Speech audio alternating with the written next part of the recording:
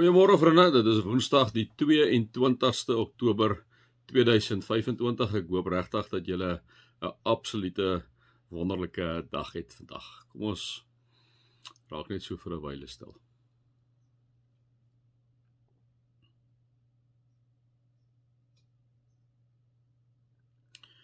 Almagtige God en Vader, ons Pa, ons Verlosser, ons Koning, ons Redder,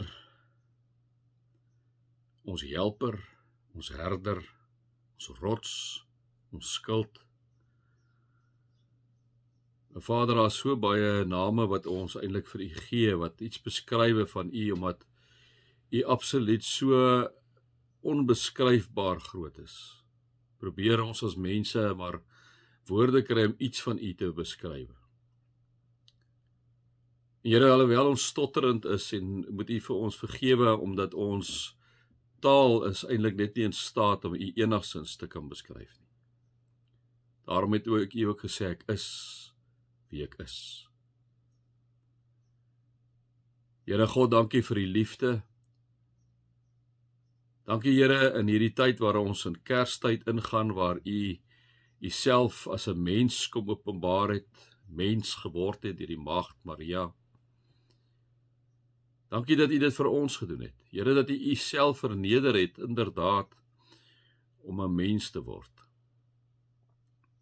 Dankie vir U onverstaanbare, wonderlike, onbeskryflike liefde vir sondaarmense, verloste sondaars deur Christus vir ons. Dankie vir U. Amen. Vriende, mag daar vir julle genade en vrede en oorvloed wees, omdat julle God ken, Jesus ken en Heilige Gees ken. Vriende, ja, onthou nou, Paulus, julle ken nou al die ding, ek het nou al 'n paar keer vir julle gesê, dat Paulus is besig om hier 'n brief te skryf van praktiese raad, van bemoediging, hoe om as kerk op aarde te lewe. Ek en jy is die kerk, ons is Jesus Christus se liggaam. Hy is inderdaad die hoof van die liggaam, hy is die hoof van die kerk, vriende. En nou kom sê Paulus vir hierdie mense, onthou, hy is 'n apostel van die heidene. En hierdie heidense mense het tot bekering gekom met al hulle baggage wat hulle gehad het, met al die heidense afgoderry wat hulle by betrokke was. Hulle het kinders van die Here geword. En ook het, soos ons al vir mekaar gesê het, julle kan ons nou dink dat daar maar altyd op die agtergrond ou dwaalleraartjie hier en daar is, wat hulle weer amper al wil laat twyfel.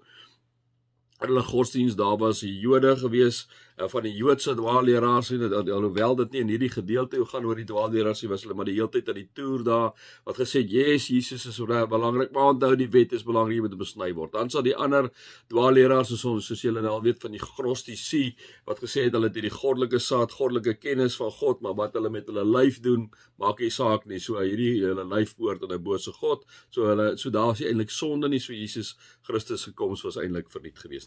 So daai goed toer man, hierdie onthou net, dit is nie so ver uit mekaar uit gewees nie. Dit is maar die goedjies wat daar rondgetoer het, alhoewel Paulus dit nie in spesifiek in hierdie brief aanskryf nie. So daarom het ons vir mekaar gesê, praat hy met hulle en kom sê hy vir hulle hierso, maar hoor hierso, julle moet baie mooi kyk, julle moet weet dat julle inderdaad wat ek net gee by die regte enetjie uitkom, julle moet inderdaad nie aan hierdie sondige wêreld gelyk word nie, sê hy sê, hulle het heeltemal afgestomp geraak, hulle met 'n onversadigbare drang en losbandigheid oorgegee, om al wat vuil is te doen. Hy sê, dit is nie meer wie julle is nie, om die waarheid te sê hy vir hulle, maar dit is hoe julle Christus leer ken het, julle het tog van hom gehoor, en omdat julle sy volgeling is julle onderrig volgens die waarheid in Christus, breek by die ou sondige mens, in julle wat deur die sondige begeertes word, julle gees en gedagtes moet nuut word.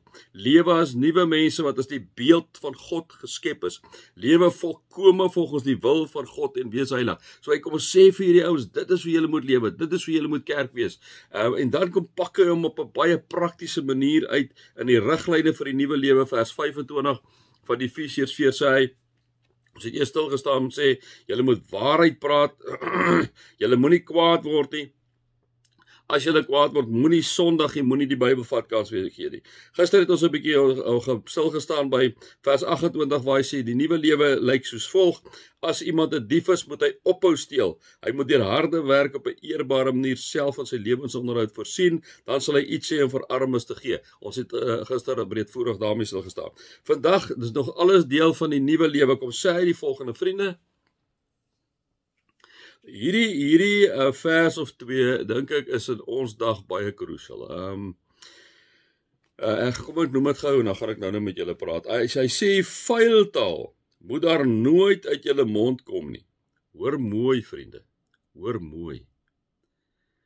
Paulus kom praat met hierdie mense. Onthou nou, hierdie mense kom sê, lewe as nuwe mense. Waar lewe hulle? Tussen heidene. Lewe as nuwe mense wat as die beeld van God geskep is, né? So as wanneer die mense julle sien, met julle eintlik God sien, né?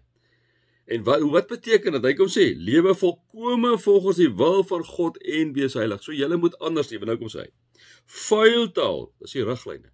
Vuil taal moet daar nooit uit julle mond kom nie. Praat net wat goed en opbouend is volgens die eis van die omstandighede, sodat dat julle hoorders ten goeie kan kom. Vriende, ons sukkel almal daarmee, ons wiele het al baie afgeval oor hierdie ding. Vriende, dit is baie interessant. Julle weet dit self. By die oomblik wanneer ek en jy vuil taal gebruik, daar is mense, vriende, wat dit, en jy weet dit self, die oomblik wat dit uitkom uit jou mond uit, weet jy maar, dit sit nie so heeltemal gemaklik by jou nie. Die oomblik wanneer jy dit nie gebruik nie, is daar vrede in jou, né? Dis hoekom ek maar altyd vir julle sê, ek werk maar met vrede. Ek het dit in my eie lewe al so beleef. Ek bedoel, op hierdie punt het God met myself kom praat, vriende. Ek sê, julle ken my, ek sê baie min God het, maar ek sê nou vir julle, in die army het hy met my kom praat deur 'n dronk ou. Ek was saam met die ouens daar gesit die aand, ek het nie al die ander twak aangevang met hulle, wat hulle aangevang het nie, maar ek het gevloek soos 'n matroos, absoluut gevloek soos 'n matroos. Ek weet gou kyk of ek die Bybel hier agter my kan lees. Sorry, ek gaan nou net so vir 'n wyle omdraai. Ek net so vinnig kyk of ek het hom. Dis my Army Bybel wat ek het. So kom ek sê gou vir julle dat ek het hom nou hierso. Net om vir julle te sê waar en ek hoop ek kry hom nou vandag want ek het 'n kaartjie hierso ingesit. Ek het dit al in die gemeente ook vir die ouens gelees. Ek hoop nou net ek kry hom regtig vinnig. En dat ek hom nou nie uitgehaal het nie. Dit gevinnig hier so kyk, ekskuus nou daarvoor, anders sal ek maar moet vir julle vertel wat op die kaartjie staan. Maar ek het 'n belofte op hierdie kaartjie geskrywe, vriende, waar ek gesê het, die Here het met my kom praat op hierdie dag. Die Here het met my kom praat.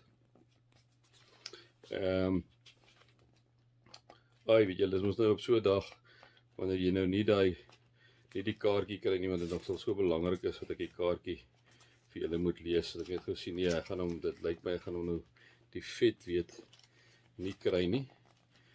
Maar vriende, ek sal dit nooit vergeet, ek het gesit daar, by hierdie dronk ou, is vir my pelle gewees, 'n groot pel vir my, regtig gesmaard ou. En hy sê toe vir my, toe ek so by hom sit, terwyl hy so dronk is, kyk hy so na my en hy sê vir my, ek wil net vir jou sê, jy's 'n lou Christen. Onthou nou, hy's dronk, hy sit daar sy oë, hy sleep so, hy sit so met sy hand so om my binne in die tent, ek onthou nog, dit was op, dis een van die kampe in Suidwes, een van die deurgangskampe waar ons was, ek wil amper dink het was Oshikati gewees, nee, dis die oorgangskamp, het is Oshikati gewees, waar hy sit en hy sit so met, en hy sê, hy's dronk, sy oë so, hy's gesyp, hy's lekker gesyp, en nou Van sê die volgende woord vir my, jy's 'n lou Christen, want jy vloek soos 'n matroos. En vriend, hoe hy dit vir my sê, toe sy oë helder,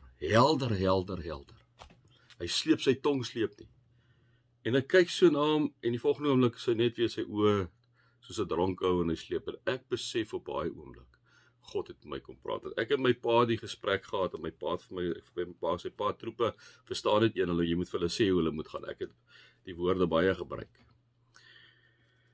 En die vriende, die volgende dag, kort en lank, die volgende dag het ek na die troepe toe gegaan, vir hulle gesê, manne, van nou af vloek ek nie meer nie, as jy my moeilikheid gee, gaan ek jou 2 keer swaard opvoeter.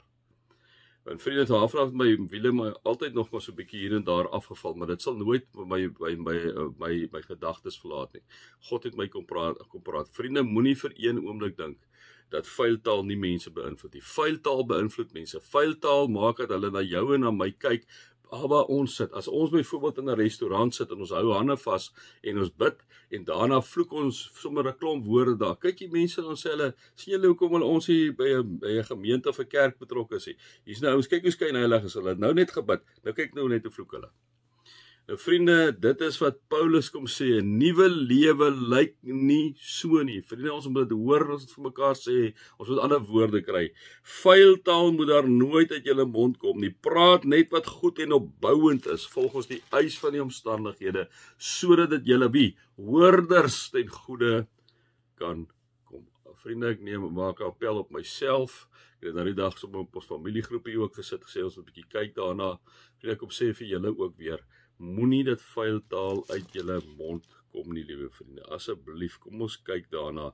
Kom ons wees opbouend, sodat dit julle hoorders ten goeie kan kom en hulle eer aan God kan gee. My 5 sent vanoggend. Mag julle God se liefde ervaar, sy genade en sy teenwoordigheid. Amen.